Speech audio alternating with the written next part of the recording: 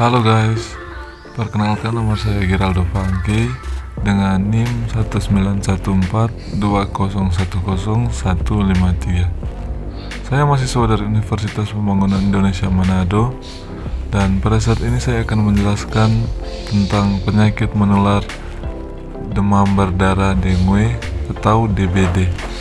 Video ini dibuat untuk memenuhi tugas ujian akhir semester dari Keperawatan Komunitas 1 dengan dosen pengampu Mirdi Kancil S.Farm MKes.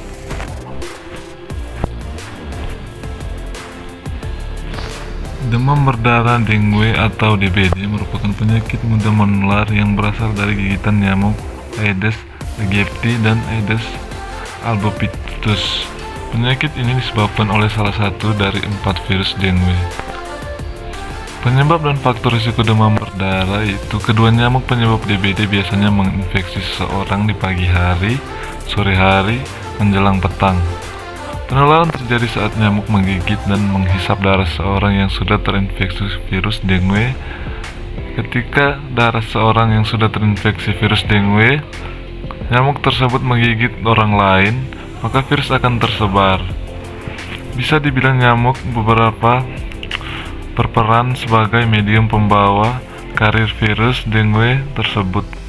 Selain gigitan nyamuk, demam berdarah dipicu oleh faktor risiko tertentu. Beberapa faktor risiko tersebut diantaranya pernah mengalami infeksi virus dengue sebelumnya, tinggal atau bepergian ke daerah tropis, bayi, anak-anak, orang lanjut usia, dan orang dengan kekebalan tubuh lemah.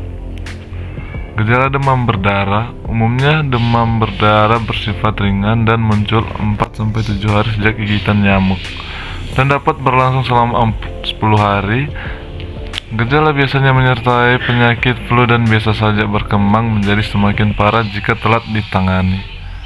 Berapa gejala demam berdarah yaitu demam tinggi mencapai 40 derajat Celcius, nyeri kepala berat, nyeri pada sendi, otot dan tulang, nyeri pada bagian belakang mata, nafsu makan menurun, mual dan muntah, pembengkakan kelenjar getah bening, ruam kemerahan sekitar 2-5 hari setelah demam, kerusakan pada pembuluh darah dan getah bening, dan pendarahan dari hidung, gusi atau bawah kulit.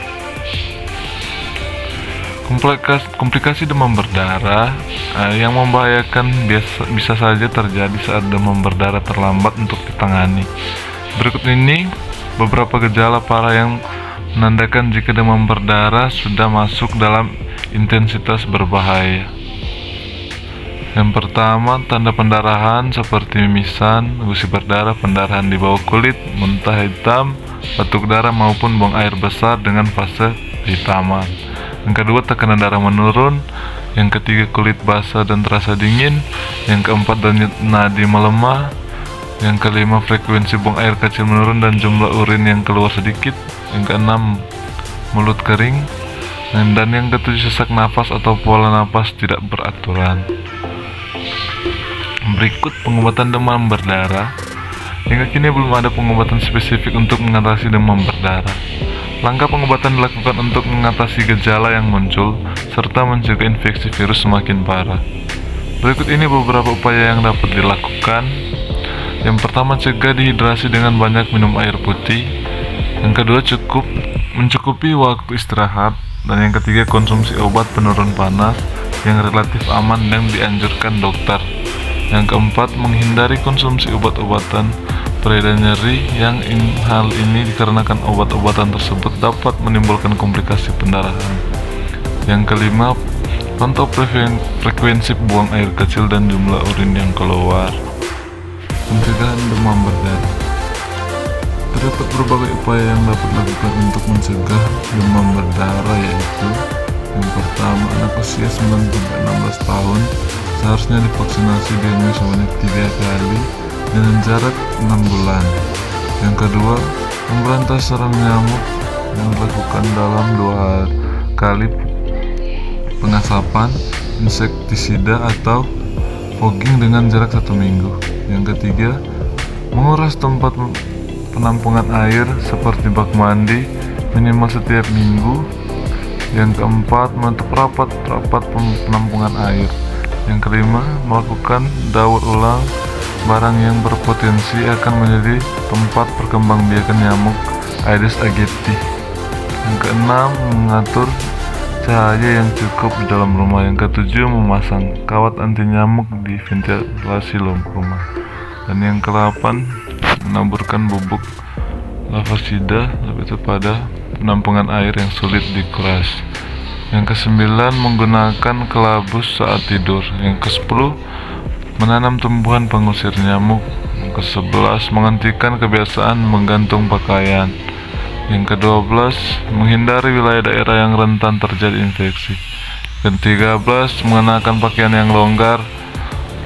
Dan yang ke-14, menggunakan krim-krim anti nyamuk yang mengandung DEET, tetapi jangan gunakan DEET pada anak di bawah 2 tahun. Sekian materi dari saya tentang demam berdarah. Terima kasih.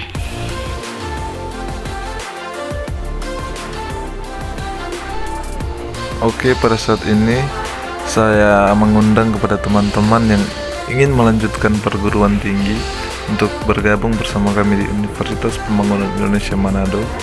Di UNPI ada tersedia banyak pilihan program studi, dan salah satunya program studi keperawatan dan program studi nurse yang sudah terakreditasi. Sekian dan terima kasih.